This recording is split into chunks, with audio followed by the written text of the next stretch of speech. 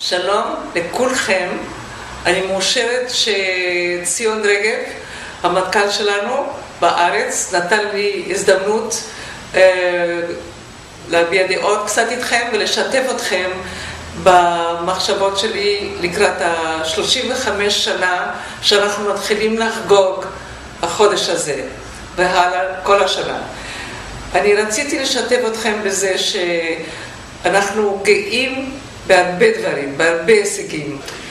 אנחנו גאים מאוד בהישגים שלנו במשך לאורך כל השנים האלה. אנחנו מאושרים שמספר הנשים גדל. אני חושבת שעכשיו הגענו לעובדה שאנחנו למעלה מ-50% נשים לומדות לכל מיני תארים. אנחנו גאים בעובדה שיש לנו הרבה יותר סטודנטים שמקבלים תארים גבוהים, דוקטורנטים, פוסט-דוק, וגם שיש לנו מודלים לחיקוי מדהימים, כאלה שכבר יש להם מקום מאוד יוקרתי באוניברסיטאות שונות, בארץ, במכללות, ושבאמת כשסטודנט שלנו זקוק לעזרה או זקוק לקצת אינפורמציה או לדעת לאן לפנות בעתיד, יש תמיד מישהו שיכול להסביר להם קצת על הדרך שהם בעצמם עברו, וזה מאוד עוזר ומאוד מועיל. אני חושבת שיש גם אפילו, אנחנו משתדלים מאוד שהבוגרים שלנו ישתפו פעולה, ויש גם מין נטוורקים מסוים ביניהם, אם זה בתוך עסקים, או אם זה בתוך חוק, או רפואה, וכל ההישגים האלה אנחנו מאוד מאוד גאים בהם. אני חושבת שיש לנו מטרה חדשה, באופן מיוחד עקב מה שקורה לישראל, מדינה קטנה, לעומת כל האומות, שראינו קצת מה קורה בגוף כמעט institutionalizes anti-Semitism. אני חושבת שהסטודנטים שלנו, אני מקווה, יפתחו קצת יותר את העיניים, לא רק למה שקורה בארץ, וזה מאוד חשוב, אבל גם מה שקורה בחו"ל, מה שקורה לישראל, איך המדינות האחרות תופסות את ישראל, לדעת איך להגיב, ולפחות באמת לדעת מה קורה בעולם, מי הידידים ומי האלה שלא בדיוק אומרים את האמת על מה שקורה במדינת ישראל. אני מאחלת לכם השנה הבאה הזו לימודים טובים ופוריים, הצלחה גם בחיים הפרטיים שלכם, גם בלימודים, ואני מאוד מקווה שאנחנו נצליח להגדיל את משפחת אייסף. גם התורמים שלנו האמריקאים שמאוד דואגים לכם ואוהבים אתכם וגאים בכם, וגם כל הצוות שיש לנו מסביבנו בארץ, גם יש לנו ידידים ישראלים בכל הרמות.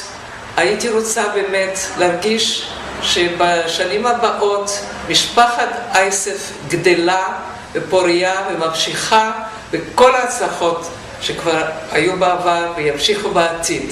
כל טוב ושנה טובה. Shalom and welcome to the ISAF family. My name is Carlos Benaim and I'm the chairman of ISAF. I live and work in New York. I'm very proud to be the chairman of our organization that is dedicated to academic excellence, to social awareness, and to strengthening the fabric, the social fabric of the State of Israel. Let me tell you a little bit about myself. I was born and raised in Tangier, in the north of Morocco. My father was one of 10 brothers and sisters. His older brothers, recognizing his potential, decided to finance his studies in the University of Madrid. He became a pharmacist, opened a pharmacy, and thanks to that, I went later on to study in France. I became a chemist and a perfumer. My work took me to America, and there my children eventually went to Harvard and Yale. And it's because of that initial act of kindness, that investment in education, that sent my father to university, that all of this was possible. And that's the kind of opportunity that we would like to create for you.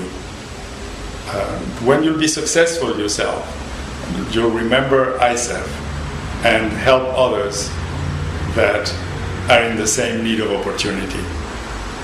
So, enjoy your studies, have a great year, enjoy what you do, and best of luck. Shalom. My name is Janice Stoller, and I am the Executive Director for the ISEF Foundation. For those of you who are not aware, ISEF is one. We're one organization. And whereas you know the people that are in Israel that are working with the ISEF Foundation, I am working here in the United States as a fundraiser to raise the funds and the resources that give us the opportunity to make the allocation for the scholarships.